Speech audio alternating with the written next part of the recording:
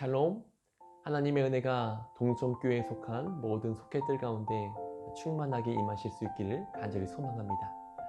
이번 주 속회 공과를 영상을 통해서 잠깐만 살펴보기를 원하는데요. 오늘 본문은 모두가 잘 아시는 이야기입니다.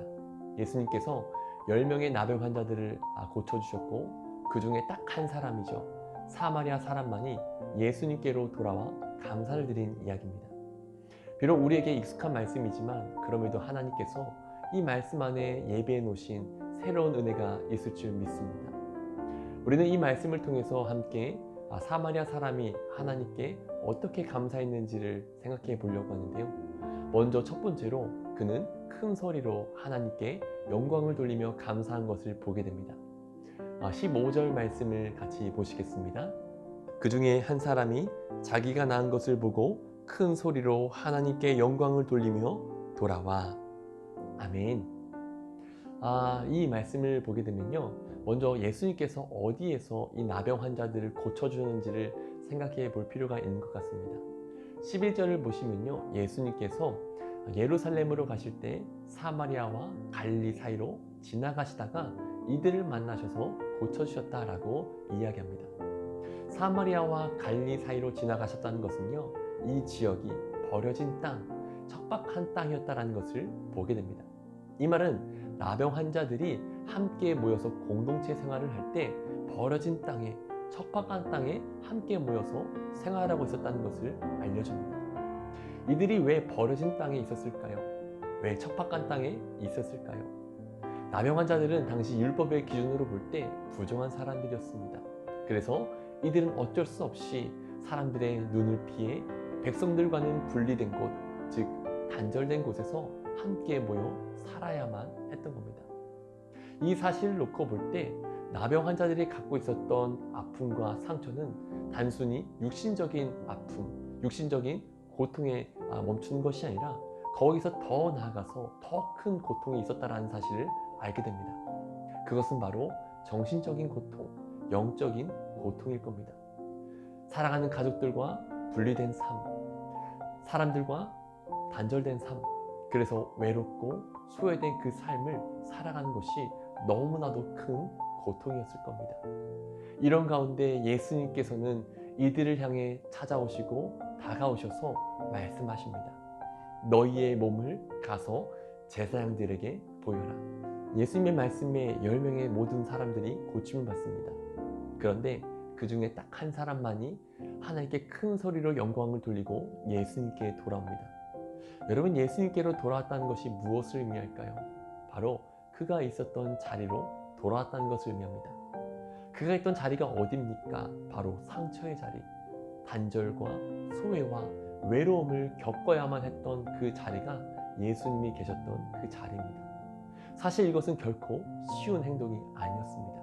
그가 자신이 겪었던 그 고난의 자리로 돌아올 수 있었던 것은요, 하나님의 은혜가 그의 육신만 치유한 것이 아니라 그의 영까지도 치유했음을 뜻합니다.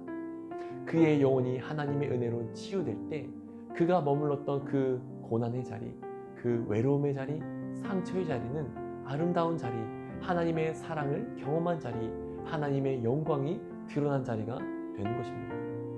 여러분, 우리도 하나님께 큰 영광을 돌릴 수 있었으면 좋겠습니다. 그런데 이것을 위해서 꼭 필요한 것이 있습니다. 그것이 무엇이냐? 바로 진정으로 우리 안에서부터 하나님의 은혜를 경험하고 하나님의 은혜로 인한 치유와 회복을 경험해야 된다는 겁니다. 여러분, 하나님은요, 타인의 강요에 의해서 의무와 형식적으로 하나님의 영광을 드러내는 것을 원하지 않습니다. 우리 영혼이 먼저 하나님의 은혜로 인하여서 기쁨으로 충만할 때, 그것을 통하여서 하나님의 은혜를 진정으로 고백하게 될 때 그것을 통하여서 하나님은 영광을 받으십니다. 간절히 바라기는요, 우리 모든 속도원들이 하나님의 은혜를 우리 영혼에서부터 경험하고 우리 영혼이 진정한 치유와 그 회복을 경험함으로써 하나님께 큰 영광을 돌릴 수 있기를 간절히 소망합니다. 그런가 하면 두 번째로 사마리아 이 사람이 하나님께 감사를 드린 방법이 있습니다. 바로 예수님의 발 앞에 엎드려 감사했다는 거예요. 16절 말씀입니다. 예수의 발 아래 엎드려 감사하니 그는 사마리아 사람이라. 아멘. 감사를 표현하는 방법에는 여러 가지가 있습니다. 입술로 감사를 표현하는 것, 혹은 선물을 주며 감사를 표현하는 법, 여러 가지가 있죠. 그런데요, 가장 큰 감사의 표현법이 있는 것 같습니다. 그것이 무엇이냐? 바로 엎드림입니다. 받은 은혜가 크면 클수록 말이 많아지지 않습니다. 그저 엎드립니다. 마음의 겸손함 속에 자신의 존재를 낮추게 되죠. 굳이 말이 필요 없다는 겁니다. 하나님의 은혜로 구원을 받은 우리가 그 은혜에 대해 어떻게 감사를 표현하면 좋을까요? 어떠한 말보다, 어떠한 물질보다 그냥 크신 은혜 앞에 우리가 엎드리는 겁니다. 예수님이 단지 구원자, 영어로 세이비어라고 하죠. 영어로 세이비어가 아니라 나의 주, 로드가 되신다는 그 고백으로 나아갈 때 우리는 하나님 앞에 진정으로 엎드릴 수가 있습니다. 많은 이들이 입술로 주여 주여 주님을 부르지만 정작 그 마음의 중심은 교만함이 가득한 것을 보게 됩니다. 우리는 입술로만 하나님께 엎드리는 자가 아니라 정말 마음의 중심을 하나님께 내려놓고 우리의 전 존재가 하나님께 엎드려질 수 있는, 그래서 진정으로 하나님을 경외하고 하나님께 감사를 드릴 수 있는 믿음의 삶이 될 수 있기를 바랍니다. 마지막으로 세 번째로 이 사마리아 사람은 예수님께 칭찬을 받는 감사를 드린 것을 보게 됩니다. 18절, 19절 말씀입니다. 이 이방인 외에는 하나님께 영광을 돌리러 돌아온 자가 없느냐 하시고 그에게 이르시되 일어나 가라 내 믿음이 너를 구원하였느니라 하시더라. 아멘. 예수님께서 사마리아인의 감사를 더욱더 칭찬하신 이유가 있습니다.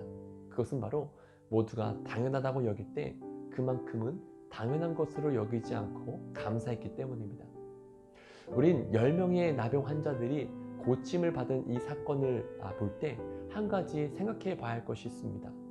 예수님께서 이들에게 제사장에게 가서 몸을 보이라 라고 말씀하셨을 때 이들이 고침을 받은 이후에 예수님의 말씀을 따라서 제사장에게 간 것이 아니라 아직 고침을 받기 이전이었지만 예수님의 말씀에 순종해서 나아갔다라는 사실입니다.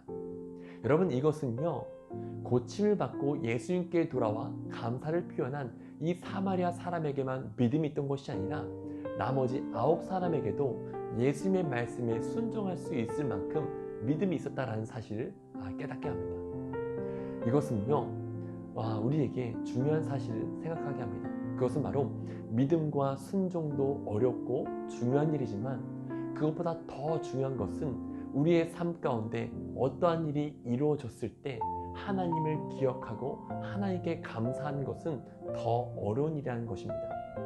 내가 간절히 원하던 것일수록, 오랫동안 꿈꾸던 것일수록 그것이 이루어졌을 때 성취감에 젖어 혹은 기쁨에 취해 하나님을 잊어버리기가 쉽습니다.